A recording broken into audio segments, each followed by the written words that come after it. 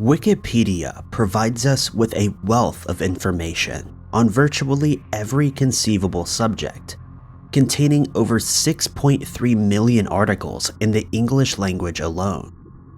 Some pages are more macabre than others, however, detailing the lives and crimes of individuals who were remembered for the truly disturbing behavior that cemented their names in infamy forever.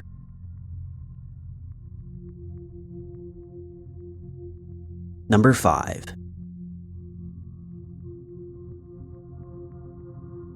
Charles Damery was a Polish soldier born in 1778, and he would become a man with a ferocious appetite, a condition that he shared with his father and 8 brothers.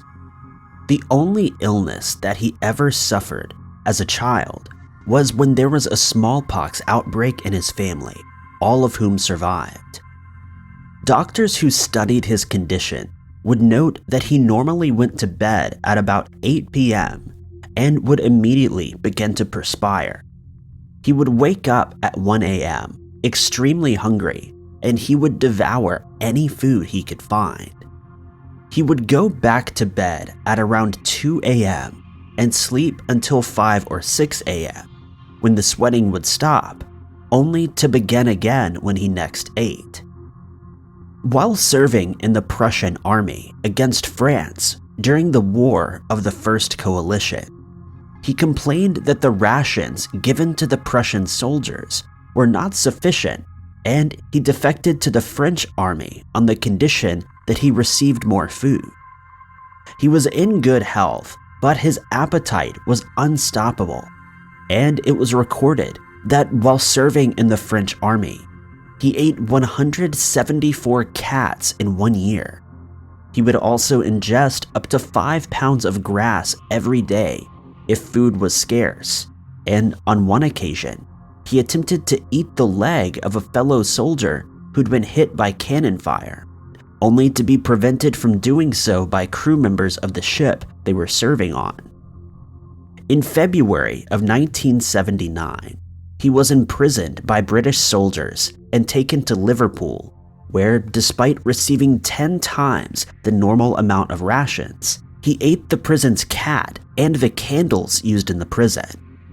During an experiment, he devoured 16 pounds of raw beef, 12 candles made from beef fat, and 4 bottles of stout-like beer with no ill effects.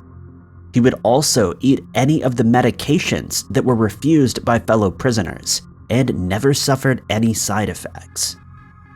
After this massive meal, he was reported as being in good spirits, dancing and smoking his pipe while drinking more beer. There's been speculation as to what his condition was, but to this day, it's not known why he had such a massive appetite.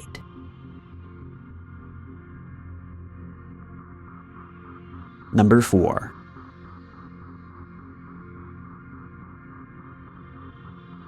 Although Linda Hazard had no medical degree, she took advantage of a loophole that allowed her to practice medicine in Washington state. She studied under a medical doctor named Edward Hooker Dewey, who was a protagonist of fasting, as he believed that all disease and physical ailments were a result of overeating. Around 1903, Linda met her husband, Samuel Hazard, and the couple would scam and cheat their way through life, though it would be discovered that Samuel was already married, and he would end up serving 2 years in jail for bigamy. In 1910, Samuel was released, and they moved to Seattle, where Linda would open a sanitarium. Patients would either be treated at the facility or at their home in Wilderness Heights, though locals referred to it as Starvation Heights. Patients would be treated through fasting, which lasted for days, weeks, or often months. They would be put on a diet that allowed them to drink small amounts of tomato and asparagus juice, occasionally also being given a teaspoon of orange juice. Some of the patients under her care made it out alive, and would go on to praise her efforts. Though dozens passed away, but she claimed they had died from cancer or cirrhosis of the liver. She would go on to author 3 books on the science of fasting and how it cured imbalances in the body, ridding it of all disease. She was convicted of manslaughter in 1912 when it was discovered that she'd forged Claire Williamson's will after she died in her care. Williamson's sister was rescued from the facility weighing less than 60 pounds. Linda would receive a sentence of 2 to 20 years, and she would be released after serving just 2, later receiving a full pardon. In 1920, she opened another asylum called the School of Health, but it would be burned down in 1935.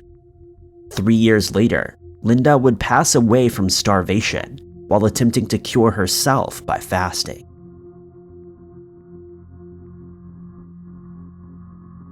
Number 3.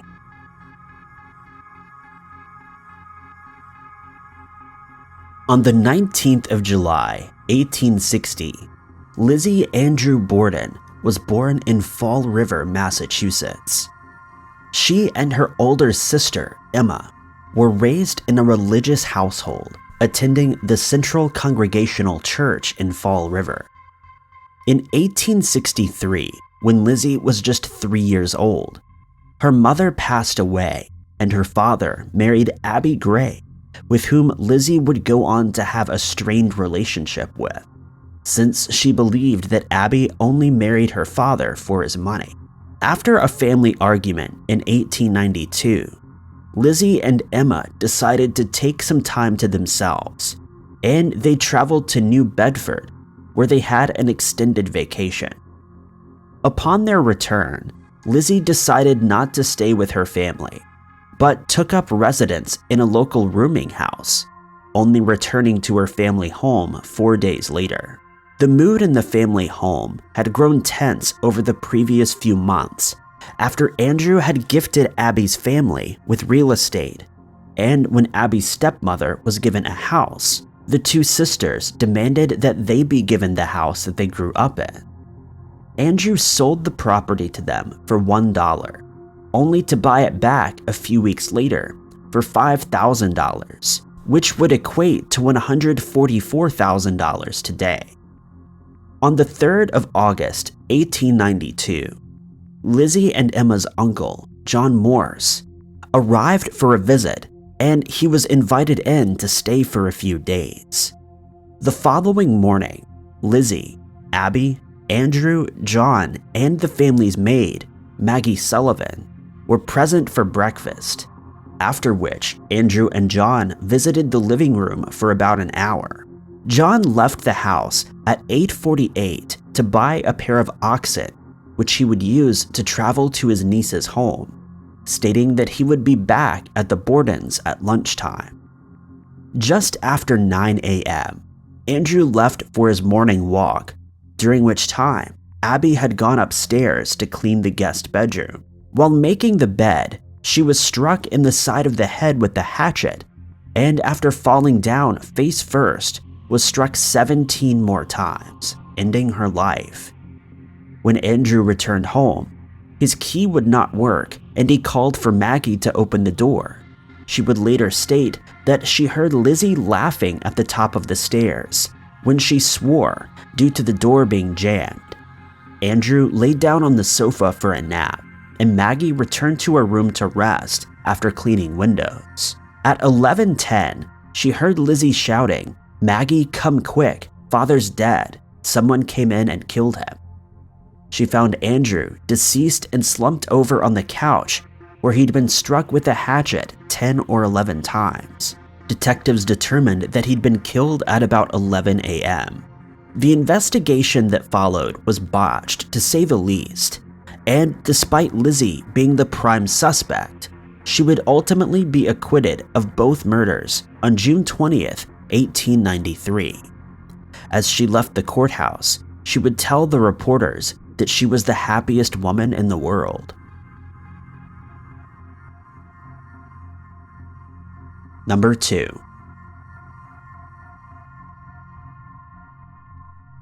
Karl Tanzler was born in Germany in 1877. Though he had many pseudonyms throughout his life, he worked as a radiology technologist at the Marine Hospital Service in Key West, Florida in 1927. While growing up in Germany, he claimed that he had visions of his ancestor, Countess Anna Constantia von Kassel, who told him that his future true love was an exotic woman with dark hair. He would claim to have these same visions while traveling in Italy some years later. On April 22, 1930, a woman named Maria Elena Milagro de Hoyos was brought for observation into the hospital where he worked, and he immediately recognized her as the woman from his visions.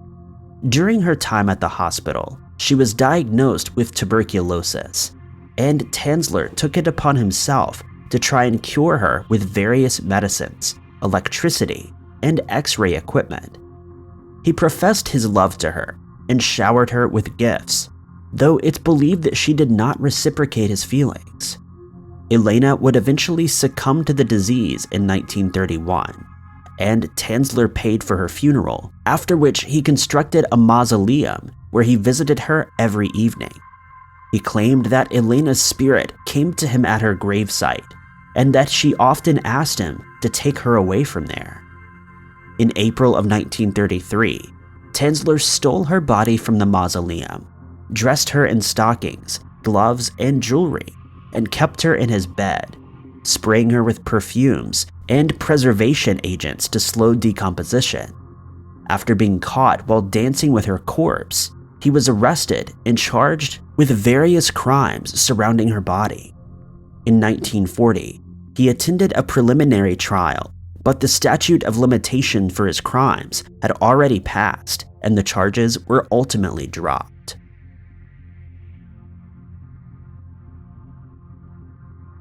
Number 1.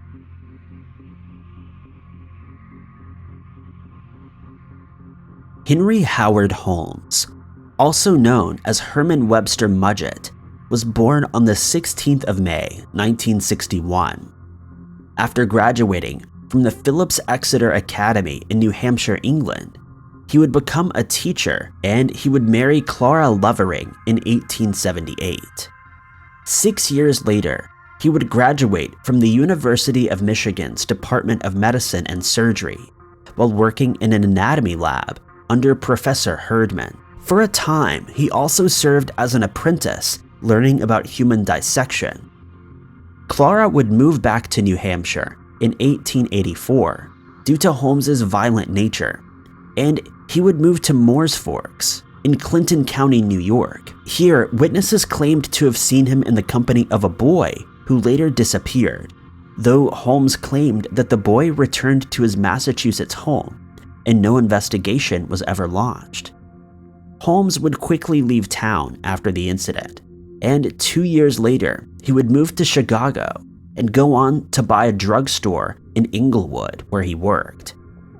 He then bought an empty lot across from the store where he constructed a 2-story mixed-use building, which included apartments on the 2nd floor and retail stores on the 1st.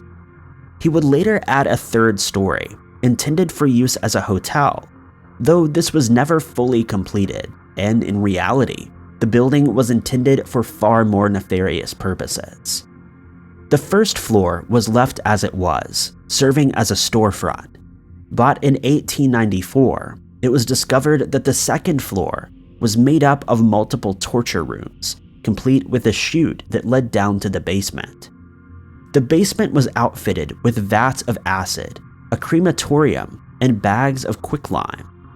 The chutes were used to move the bodies of his torture victims to the basement, where he would dissect them and sell their bones and organs on the black market or to medical facilities. Many of the rooms were soundproofed, and the hallways were constructed like a maze with dead ends that led nowhere.